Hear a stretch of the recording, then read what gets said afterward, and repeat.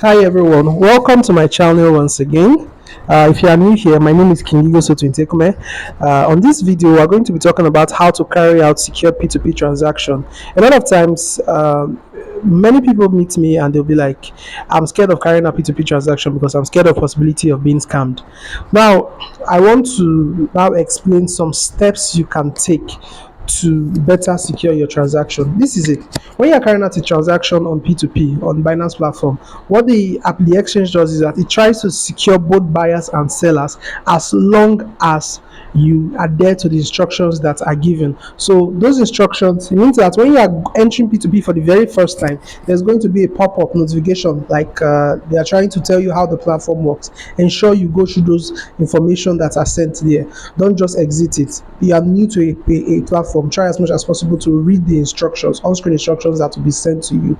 Then secondly, I will now be explaining some things you need to do and some things you need to check before transacting with anybody, before trading with anybody, before carrying out any transactions with anybody. So the first thing you're going to do here, let me turn on this thing. So is if you observe one thing about all these people here, like all these vendors here that are willing to sell here, you see there is a yellow notification mark at their front. You see that there's a yellow notification, there's a yellow check mark rather at their front. You see that there's a yellow check mark. What this means is that they are verified vendors. They are verified vendors. So they have been verified by the platform Binance. You get. So therefore, there is a lower possibility of you falling into if any form of scam with these persons. Like I said, there's a lower possibility of you falling into any form of scams with these persons. You get. So I'm going to now show you other things you need to look out for, or how to get your vendors to have this verification mark. So it means that if you click here, I'm going to let me make the icon again. If you see this icon here, that's the filter icon. So it means that you want to filter the kind of people you are getting here, or you want to filter the kind of ads you are seeing. Either it can be based on price, it can be based on payment method, it can be based on if you want a verified merchant or not. So I'm now going to show you how that works. So I'm going to be clicking on this icon now. Once I click on this icon, you can see at this top here we have what called ad type verified merchants only. You can see that the button here is checked. This button here, you can see that it's checked, it's turned on. I can turn it off. If I click on it now, you see that it's turned off. If I go back now, you are going to see, probably you will not be seeing verified merchants alone here. You would see, if you scroll down now, you will begin to see people. Okay, I'm still getting a lot of verified merchants. I'm still but then you will now begin to see persons that are not verified merchants. Do you get? So you don't want to start trading with such persons. You want to ensure that, okay, you want to ensure that you check this mark. So I'll come back here now, and oh, it's still checked, that's why. So ensure that this is checked, this verified merchant button is checked. You get, so that any ad you are seeing there is going to have this check mark. We want this yellow check mark because that's verified merchant. It means that they have been verified by Binance already and they've carried out a lot of transactions. So that is one of the first things you must do once you come to this platform. Ensure you go to filter and then you click on verified merchant. You select, you ensure that you turn on verified merchant so that the only ads you'll be seeing will be from verified merchants. That would help you, that would secure you a lot. Then the next one I'm going to look at, we'll be looking at the vendor stats, the vendor statistics. So this Bold and Smart, for example, now is one vendor here. This Bold and Smart, for example, now is one vendor here. So when you want to buy, because buying involves you sending money to these people. You get. So if you look at the bottom, just under the name here, you see the number of transactions this person has carried out on Binance and then the completion rate. You get, so this person has carried out 498 trades and then he has completed 85.60% of them, of the trades that he has carried out. You get, then if you look at Plato Ninja, he has carried out 6,461 trades and he has completed 96.20% of them. That's, these trades have been completed. So if you are to select between vendor 1 and vendor 2, who would you likely select? for me personally, I would select the second person. That's what I'm going to. That's the person I'm going to select. I will select the second person if I'm to select. Why? Because this person has much more trades, and this person has a higher completion rate. He has like 96.20. This person has a lower completion rate, so a lot of his transactions are incomplete. You get? That's why it's having like 85.60%. So for me, I rather go with person that has a higher number of trades and a higher completion rate. You get? You can also see three. The third person has 1928 and it has a completion rate of 94.50. So if I'm to select between 1, 2, 3, I'm going to select number 2 first, and then my second choice will be number 3 before I will start considering number 1. But then we can still go down. I would see other. This one has 1640 and completion rate of 96.90%. 96.90%. You get? So you can see that those are things you actually look out for. One of some of these you actually look out for. Then you can also click on each of these vendors and then check out the comments. You get? You can click on each of them. So I'm not going to be clicking by here. I'll just click on the vendor's name. Once I click on the vendor's name, I can now decide to say, okay, I want to check out the feedbacks. So you can see info, you see ads, and you see feedbacks. You get? So I'm going to be clicking on feedbacks now. So you can see they are all if you click on this is all reviews. Then we can check positive reviews only, and we can check negative reviews only.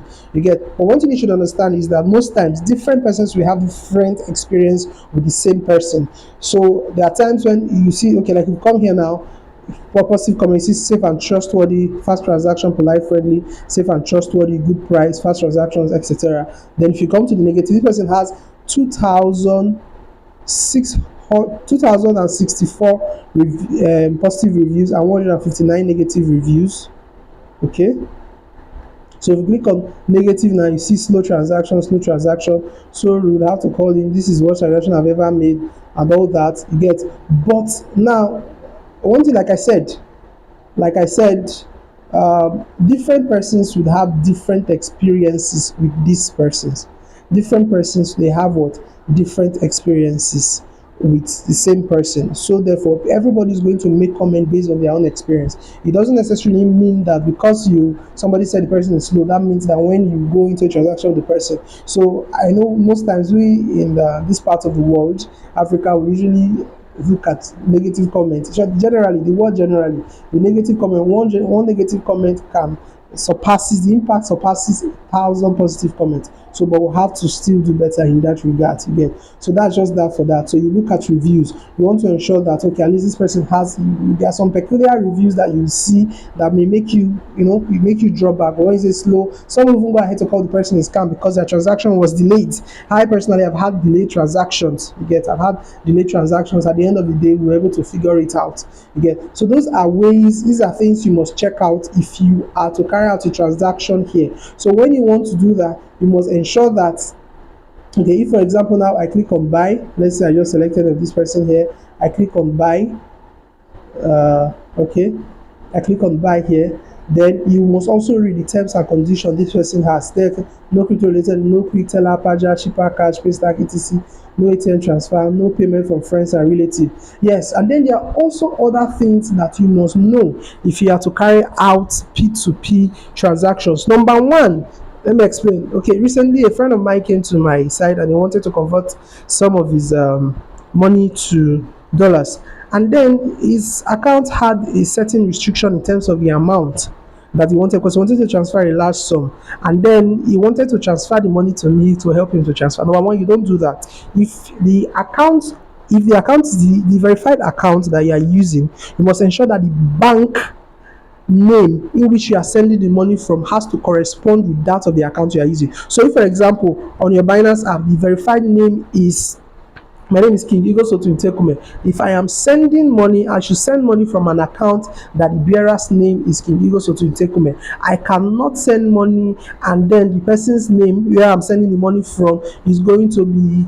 Chukwudi Ebeshi. No, it doesn't work that way. You must ensure that the name on the Binance account and the sender's account must correspond. So you don't send money to your friend to send for you. Why do they do that? It's because most times some persons become fraudulent. Some persons can become fraudulent such that they would use a person's phone, maybe they get access to a person's phone, and then quickly they want to use it to run a P2P transaction. So if you do that, majority of the times, there's no way you can even appeal that transaction. If the seller tells you that that money did not come from me and is not releasing the asset, there is nothing you can do.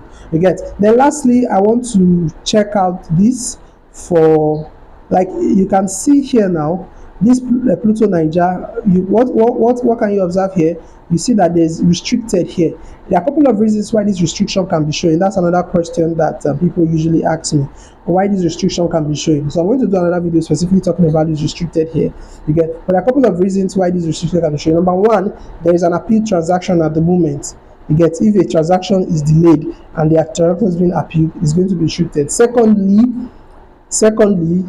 the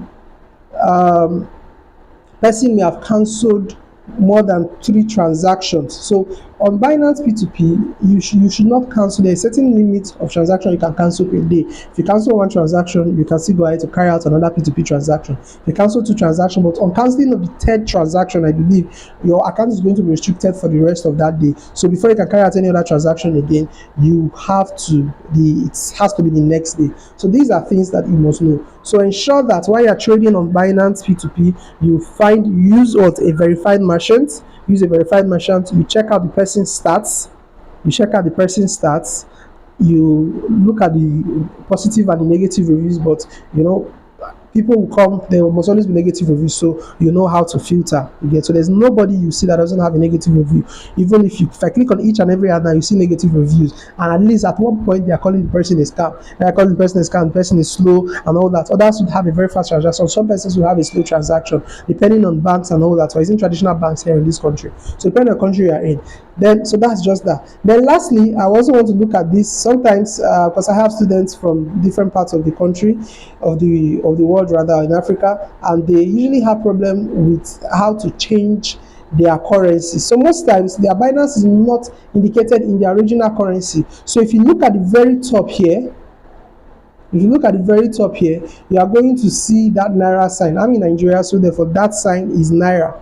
You get. So that Naira sign there, you see it there. So if I am in Cameroon and I want to transact in Cameroon CFAs, what I have to do here is I have to change this. I'll click on that Naira icon, and then I will have to change the currency.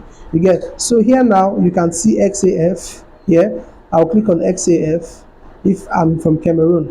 That's it. If I click on XAF here, okay, you can see the warning that they give here. Users should not pay and receive from third-party account. Third-party account is not acceptable, like I said earlier. The payment account owner name must be consistent with the registered name on Binance. Failure to follow this rule results in a scam and loss of your assets. So you must be aware of this. You get. So if I click on this now, you can see that automatically the currency has changed from Naira to CFAs. Automatically the currency has changed from Naira to CFAs, FR. You get. So if I am in another country also, for those of you who are thinking of ways to change, maybe probably you travel and you want to change it. If you are like those in South Africa, this is ZAR, that's South Africa rands. After ZAR, that's South Africa rands. If I reload this now, you see that it has come down to rands here. You get. So you can just see, basically that's just how you do that. So I've covered much more than I actually anticipated in covering in this video, but I just want it to be all encompassing. Okay, so that's that for that on this video. So go over this video again to ensure that you know how to carry out secured P2P transaction, because P2P transaction is one of the best way to go. As a matter of fact, most times when you try to trade with people outside an exchange, it's very difficult to know who you can trust. So when my students come to me like, okay, I'm trying to carry out a transaction, I want to buy crypto, I usually refer them down to the P2P, because on the P2P, both the buyers and the sellers, they are protected. In a situation where there is an unresolved transaction, you just need to make an appeal for that transaction. Not to make an appeal for that transaction, you get. So and ensure that you have all the evidence you need to appeal that transaction. At the end of the day, the asset is going to be released to you. I think for I've been able to help a lot of my students. Some of my students had transactions that didn't go through, and When I went there, I just told them what to do. At a point, we had to appeal. At some point, there was no need to appeal the transaction. We were able to communicate with the vendor, and then the assets were released. That's why I usually encourage you to use P2P on Binance and any other exchange. But me personally, I use Binance for all my P2P transactions. So until seeing the next video, and don't forget to like, subscribe to this channel, and turn on the notification bell. See you in the very next video. Do have a wonderful day.